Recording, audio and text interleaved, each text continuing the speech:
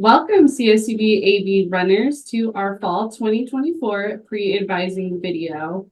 My name is Melissa Miller. I'm one of the undergraduate advisors here at CSUB Antelope Valley. And I'm Leah Anton. I am the advising and tutoring coordinator here at CSUB AV. Today in our pre-advising video, what we're going to go over is some general information. We're going to talk about your My CSUB student portal. We're going to go over that student center. We're going to talk about registration holds. We're going to talk about your to-do list. We're going to explain how you can find your registration appointment. We're going to do class searches and show you how to find AV classes and also help you find those general education classes. We're going to talk about one-on-one assistance during Zoom meetings, and we're going to talk about your requirements, classes, and planned courses. All students at CSUB AV have access to either staff advisors or faculty advisors, and at times you have access to both. If you're scheduled for a Zoom workshop, you'll be able to meet in the workshop with a staff advisor like Melissa or myself, or a faculty advisor. Like for those of you who are majoring in child, adolescent, and family studies, your faculty advisor is Dr. Reed. For those of you in criminal justice, you have Dr. Taylor. For religious studies, you have Dr. Lamas. For sociology advisor majors, we have two faculty advisors, Dr. Bonger-Hoban, as well as Professor Sanchez. And then if your major doesn't have a faculty advisor, that means that you get to meet individually with either myself or Melissa.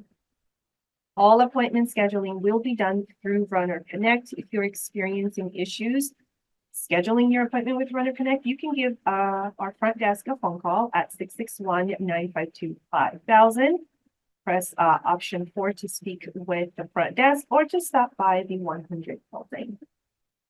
These are our faculty advisors. If you haven't met with them yet, you will be having classes with them, and you can meet with them either during your office hours or through an appointment through Zoom. This is our virtual advising office. You have access to the virtual advising office 24/7, and it helps you with various things. Let me point out a couple of things you can find here.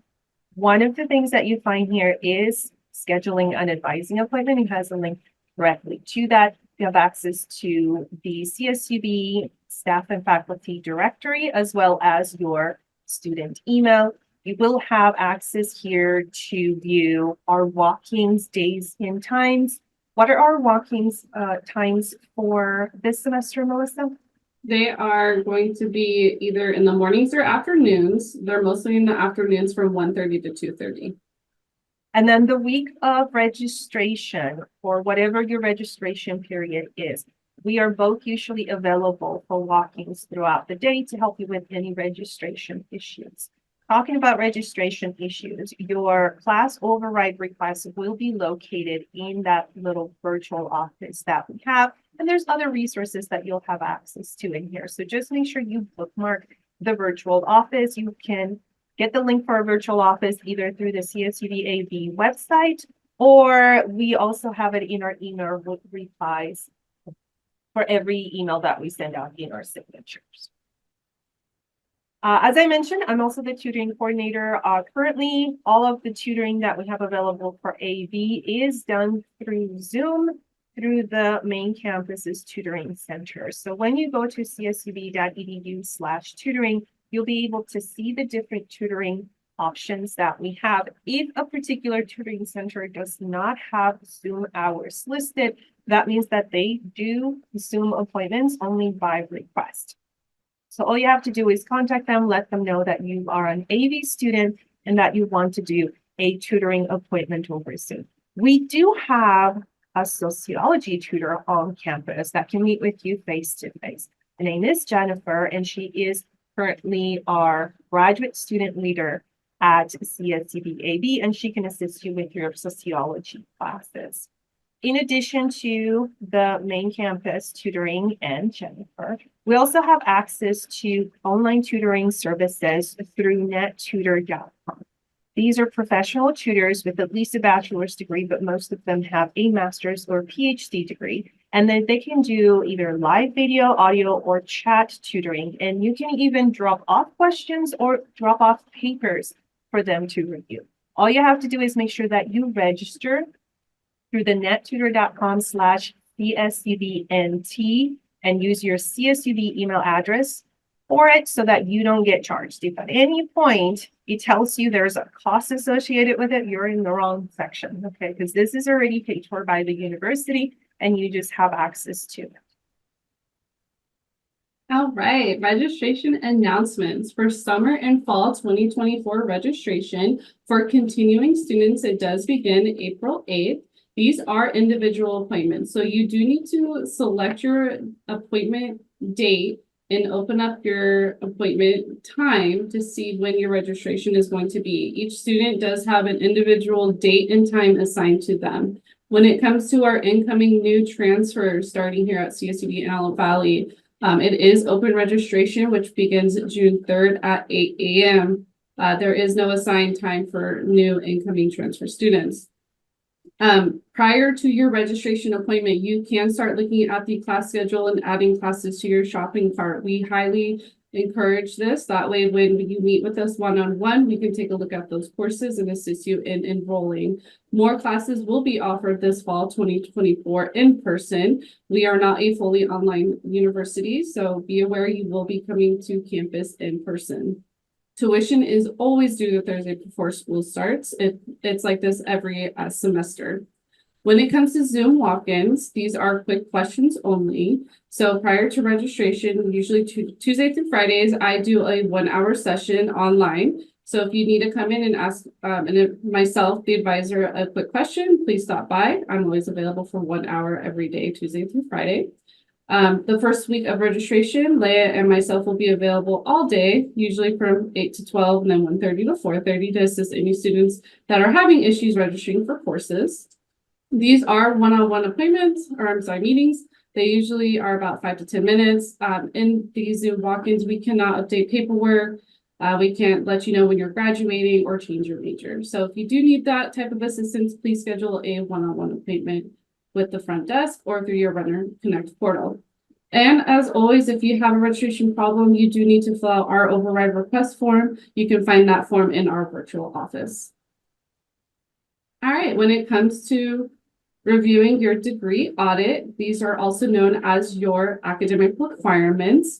In your student portal on the right side, there's a blue box with 3 hamburger lines. When you click on that, it does give you more options. And when you click on academic requirements, this helps you keep track of what classes you need in order to graduate. Just a quick overview of how to read your degree audit. We do have, I think, a more extensive tutorial video for this, but this is just the quick version of it. Prior to your advising appointment, once you schedule one, and it doesn't matter if you're doing a Zoom workshop or an individual appointment, we will send you a PDF printout of this degree audit, and we'll make little notes on it.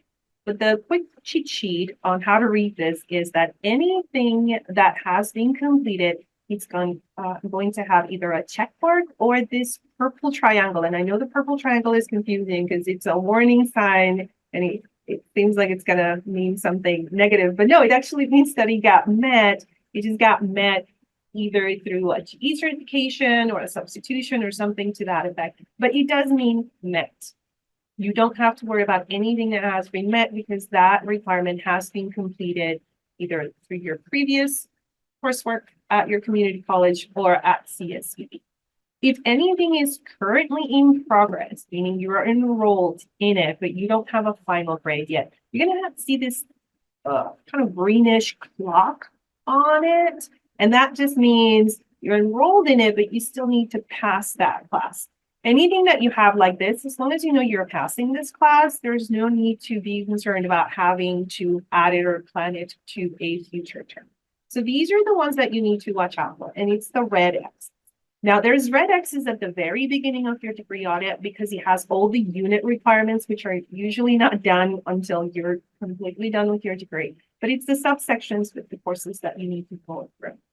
And with a red X, means it needs to be completed. We usually highlight that for you. Like it says one needed, we're going to highlight it for you and then make little notes on it just to make sure you understand, for example, if it's a fall course, if it's a spring course, if you need to take it ASAP, if you need to take it concurrently with something.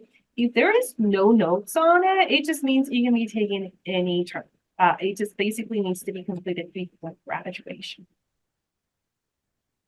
And then one more thing that we're going to include in your PDF printout that we send prior to your advising appointment is this unit tally, which looks pretty scary and complicated. So I'm going to try to break it down a little bit. So to graduate, all students need a minimum of 120 units for the degree. Out of these 120 units, no more than 70 can come from your community college. So you're going to notice that we put that on this unit tally for you. If you're coming from a community college and you earned 100 plus units, we're going to cap it at 70 because that's the max that you can include towards the 120. It doesn't mean that the courses themselves don't count. The courses continue to count. It's the units just don't add up to 7. That's just as much credit unit-wise that you're going to get from that institution. And if you attended a different university, a different four-year university, your cap is at 90 because of what we call residency units. You're required to do residency units at CSUB to graduate from CSUB. But we're going to note those on the very next slide. So if you have any AP tests that you got, any CLEP exams or any other university credits, that's going to be the second line there under other, and in the parentheses, we usually write down what that credit was, just to make it a little bit clearer on that. Okay, let's see. The next thing that we include in here is how many units are you required to complete and how many units you need in addition to your required coursework. So in this example that we have right here, this student completed 70 units for the community college. They didn't take any AP tests or anything. They've done 9 units here at CSUB so far, which means to reach 120, they need at least 41 more. But they are enrolled in the current semester for 6 units, which means after this semester, we're expecting them to have a total of 85. Which means out of the 120, the 85 that we're expecting to have completed after the current term, we end up with 35 units that need to get done. 30 of them are coursework, meaning they have 10 classes, 3 units each, that need to get done, but we still need 35 units to complete. That's when university electives show up. So these two are the very important ones that you need to pay attention to. We will highlight these two. If in this section it says no electives needed, then that means that you just need to concentrate on your required coursework and you don't have to worry about university electives at all. If you do need university electives, we're going to let you know from the very first meeting that you're going to need these electives, and we can help you make choices for those courses towards the end. Do not prioritize your electives, prioritize your required coursework. You can always add electives later on. We also count or help you keep track of your upper division units. So out of these 120 that we need up top, 40 of them need to be 4,000 or 3,000 or 4,000 level. I'm getting myself confused. It's a total of 40 units, but it's not in addition to the 120. It's within the 120. So you identify this based on the course number. So for example, if it's the course is CAS 3,000, that's an upper division course. If it's CAS 1,000, that's a lower division course. Okay. You need at least 24 of those completed at CSUB for residency. And then your residency units, which is 30, just means courses taken at CSUB. It has nothing to do with your actual residency in California or anything like that. Okay. So we'll help you keep track of all of this. Again, could be a little confusing. Just follow the highlights. And as far as GPA requirements are concerned, you simply need a 2.0 in all the different areas. There's 4 different areas for GPA. We have your CSUB GPA, which is only classes taken here. If this is your first semester at CSUB, you're not going to have a CSUB GPA. That's normal. Okay. Your major GPA is everything in your major. So whether it was transferred or you take it here, and as long as it's part of your major, it counts towards your major GPA. Your minor GPA, same thing, but it applies to the minor. If you have a minor, all minors are optional. Nobody's required to do a minor. And then there's your overall GPA, which includes everything you've done, whether it counts towards the degree or it doesn't. If you took it, it's part of your overall GPA. All right, so when it comes to the Student Center, I'd like to point a couple things out for you. We're going to talk about holds. The university usually puts different types of holds on your student accounts, such as the Student Financial Services hold, advising hold, health services hold. Depending on what the university needs from you, they will put a hold on your account. The only hold that Leigh and I can remove is the advising hold. So if you do have a hold, make sure you click on it and it will tell you what department is putting on that hold and who to contact. So another one that students do get confused is the probation hold. A lot of students think that Leigh and I can remove that one, but unfortunately cannot. That one does require you to reach out to a different department and complete some workshops in order for that one to be removed. And then the different types of holds are the Student Financial Services hold, which usually means that you owe money to the university. The Student Financial Agreement, it doesn't mean that you owe money to the university. It's just a disclaimer on how tuition fees work. You have to do that acknowledgement every year. And so it's just kind of like when your credit card sends you that acknowledgement of their terms. That is pretty much all that there is. At the same time, they will ask you to update or check if you need to update your address and your phone number so that they have updated contact information for you. The Judicial Affairs hold is usually your sexual harassment training that needs to be completed. They also make you do this once per academic year. So make sure that you do the training so that that hold can be cleared. And then if you have any health services hold, that usually has to do with immunization records that the university needs from you. All right, and then when it comes to the to-do list, the university, when they need documentation from you, they will put this on the to-do list. For example, if financial aid needs a household size income from you, they'll ask you to submit that with them, or the IRS, like forms, they will ask for those as well. And if you are currently taking any classes outside of CSUB, for example, at your community college, we will need official transcripts once those grades are posted. So you'll submit those to us as well. The advising hold is put on your account every academic year. When Leigh and I do your paperwork and you have an appointment scheduled with us, we will email your paperwork and remove your hold at the same time. So please, when you get a chance, you can look at your paperwork and you can also add classes to your shopping cart ahead of your appointment. And earlier when we talked about those enrollment appointment days and times being assigned to your student account, this is where you can find them. It's going to be under enrollment appointment area. When you click on the details, it will tell you the date and time that you can register for classes.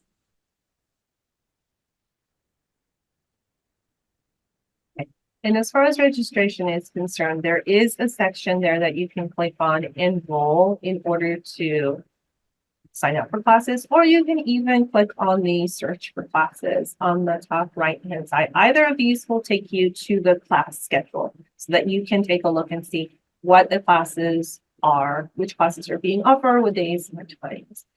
You will make you choose between the summer and fall semesters, so make sure that you are selecting the correct term for what you're looking for. Otherwise, students get confused as to why certain classes are not listed. So once you select the term, you can search for previous terms. So make sure that you click on the, when you click search for classes, make sure that you have the right term selected and not like a previous fall semester, because then the classes will look all full, which they are not. Okay. Once you have added classes to your shopping cart, that's when you're going to be able to double check that you have them in the correct term. Any registration fees, don't post right away. Usually you don't post until like July, like really late. So don't be scared. That is normal. They usually wait to find out because it's a new academic year.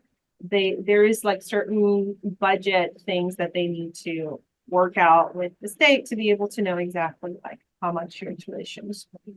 If you're expecting financial aid and you know that your financial aid will cover it, even when they do show up with how much you owe, just know that your financial aid will be dispersed the week before school starts, which is when tuition fees are due. So this is different than most community colleges, which require you to pay your tuition fees the same day that you register for classes. You don't do that here. So there is no reason to postpone your registration. Register as soon as possible to reserve your spot in that class. And then all tuition fees will be due at the same time, regardless of when you register, which is Thursday before school starts. And then how we do class searches. So this one, we'll probably insert a live video here, but we have the slides in front of us just to help us with it. So this is how you normally do a class search, okay? You have to select a subject, as far as if you're looking for your major and minor classes. Select a subject, make sure that that checkbox that says show open classes only is checked, because right now we just want to see what's open, okay? It's usually checked by default, so as long as you don't uncheck it, you're going to be fine. If you're registering late and you're graduating and you need to see anything that is being waitlisted or closed, you can uncheck that box just to take a look at that. But if you are an incoming student or a continuing student, there is no need to uncheck this box. I recommend that you just leave it on and enroll in classes that are available. You will have to, on this gray bar right underneath that section, you'll have to click it to expand the rest of the filters. There's different filters in there, and the ones that we use for AV classes specifically is not the campus filter, it's the location filter. So you will select Antelope Valley. That's it. There's a lot of options in there that sound like it says CSUB, Antelope Valley, something else, just Antelope Valley. And there's multiple ones, and we know it can get confusing, but we've asked and they said they can't remove the other ones. So just make sure Antelope Valley, this is your cheat sheet for how to select that. Once you've done these three things, subject, show open classes only, and location, that's when you can click search to look at the options for courses available. When you're searching for GEs, they are a little bit different, okay? You still need to select the term, okay? But you don't put a subject. The subject needs to be blank, okay? We still do the open classes only, and we still do the additional search criteria, go to location as Antelope Valley, but then we use some filters right underneath. We use the course attribute filter, in which you can put upper division general ed, you can put graduation writing assessment, you can put junior year diversity requirement, depending on which section that you're looking for.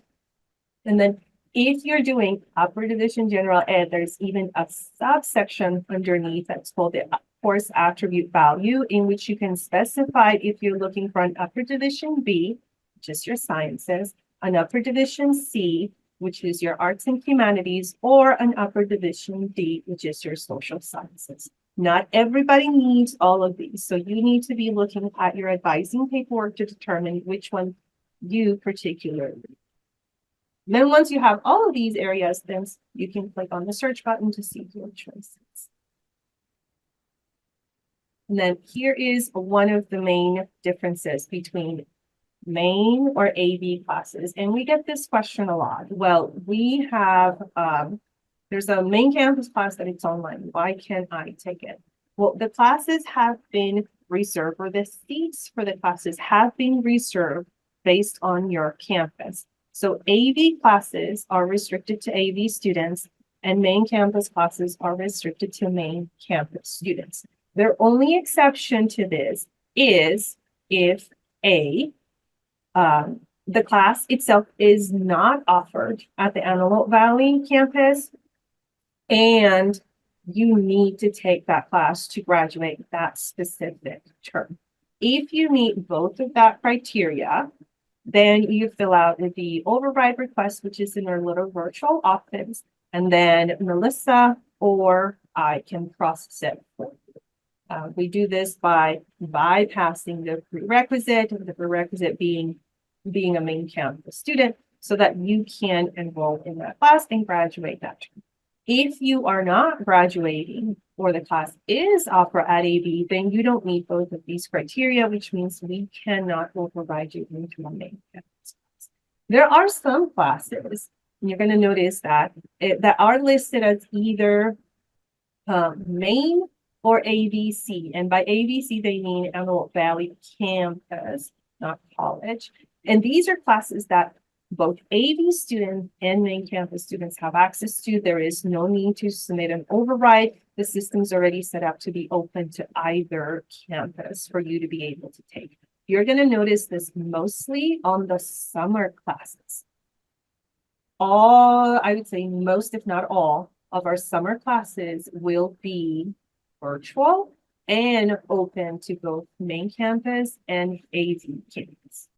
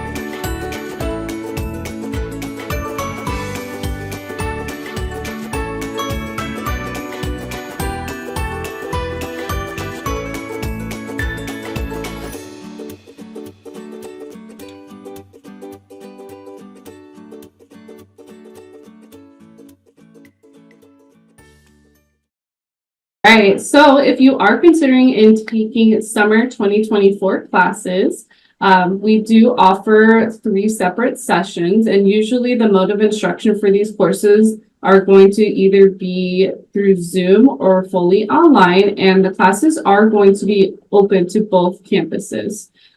In session 1, it's usually 10 weeks. It goes from May to August. In session 2, that is also going to be a 5-week session. So it's going to go from May to July. And then same thing with session 3, it's going to be 5 weeks from July to August.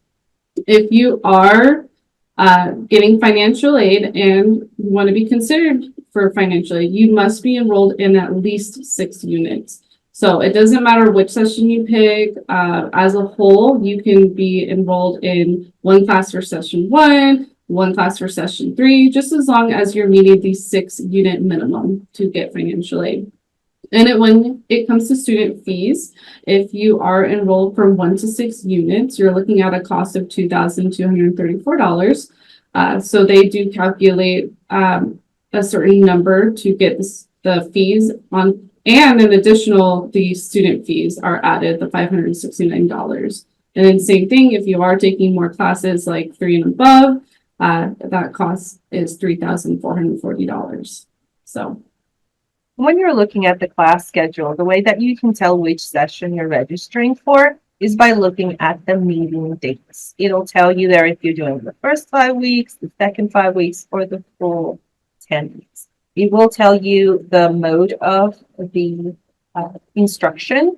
So usually the instruction mode is the one that tells you if it's a fully online class, if it's a Zoom class, if there's supposed to be meetings, et cetera, et cetera. And like Melissa said, most of our summer classes are available for both main campus and AV, as long as it is a virtual class. Usually in-person classes are not listed as available, but if you are willing and able to commute to the Bakersfield campus, just talk to one of us and we can help you figure out if that is, 1, necessary, and then 2, if we are able to get you into that class. For our incoming transfer students, do know that because your semester of admission is considered the fall semester, if you enroll in summer classes prior to your semester of admission, these classes are considered transfer units. which means they don't count towards your residency units. They still count towards their degree, but they don't count towards your residency unit. So it gets a little tricky for that, for those of you who are incoming. And depending, since you register all the way till June, you've already missed out on the first 2 sessions in there. So again, it gets a little tricky when it comes to incoming transfer students taking some classes. But I know that question will come up, so I wanted to address it.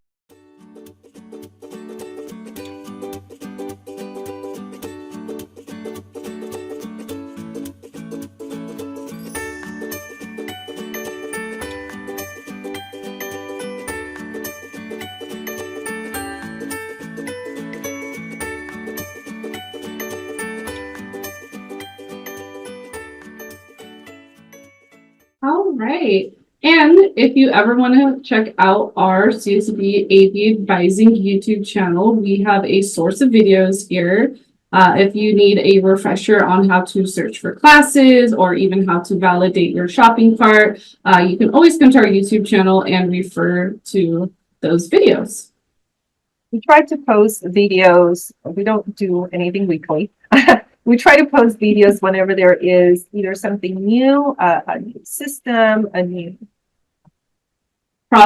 tool, a new process. Yes, anything like that. And then, of course, as we're beginning the new semester of advising, to make sure that you have this information prior to meeting with us so that we don't spend all of our time talking about general information, but rather talking about your specific requirements and what you specifically need towards graduation. So make sure to subscribe. Prior to your advising appointment, we want to make sure that all of your registration holds are cleared, other than advising, of course, because when you meet with us one-on-one, we will clear that hold for you. Please make sure to review your advising paperwork and your course requirements and your unit tallies. Watch the YouTube tutorials if needed, if you need a refresher on how to search for classes. Go ahead and try searching for those classes yourself. Add them to the shopping cart. Make sure you are building your schedule that works for you, and double check the class offerings. Sometimes students accidentally do add main campus classes, so just make sure you are adding the Antelope Valley sections and write down all of your questions. We'll be more than happy to answer all of them during your one-on-one appointment. Well, thanks for watching. I hope this information was helpful. We'll see you in your advising appointment. Bye.